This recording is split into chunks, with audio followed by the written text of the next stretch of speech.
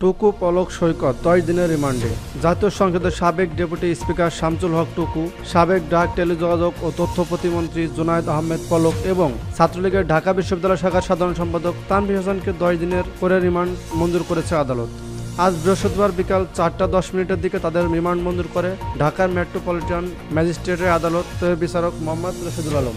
রাজধানী পল্টন এলাকায় রিকশাচালক কামাল মিয়া হত্যা মামলা তাদের এই রিমান্ড মঞ্জুর করা হয়। এর আগে বিকাল 3টার দিকে ঢাকা মহানগর পুলিশের গোয়েন্দা বিভাগের কার্যালয় থেকে তাদের আদালতের উদ্দেশ্যে নেওয়া হয়। আদালতে পৌঁছার পর রিমান্ড শুনানি শুরু হয়। তাদের 10 দিন করে রিমান্ড আবেদন করেছিল পুলিশ। শুনানি শেষে প্রত্যেকের 10 দিন করে রিমান্ড মঞ্জুর করে আদালত। রাজধানী খিলকে থানার নিকুঞ্জ আবাসিক এলাকা থেকে আত্মগোপনে থাকা অবস্থায় গতকাল বুধবার রাতে শামসুল হক টুকু, জুনায়েদ আহমেদ পলক এবং তানভীর হাসান সৈকতকে গ্রেপ্তার করা হয়। রাজধানী নিউ মার্কেট থানায় করা হত্যা মামলা তদন্তের জন্য সাবেক প্রধানমন্ত্রী শেখ হাসিনার উপদেষ্টা সালমান এফ রহমান এবং সাবেক আইনমন্ত্রী আনিসুল হককে গতকাল 10 দিন করে রিমান্ড মঞ্জুর করেছেন আদালত।